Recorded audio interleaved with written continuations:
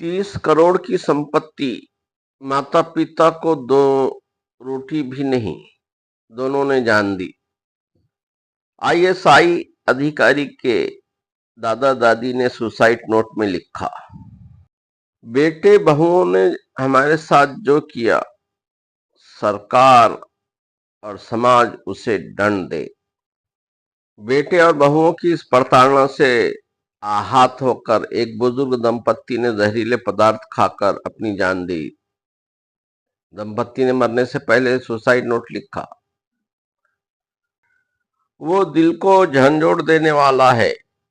उन्होंने लिखा कि बेटे के पास 30 करोड़ की संपत्ति है, लेकिन हमारे लिए दो रोटी नहीं है। हमारे साथ बेटे और बहू ने जो किया उसे समाज और सरकार माफ ना करे।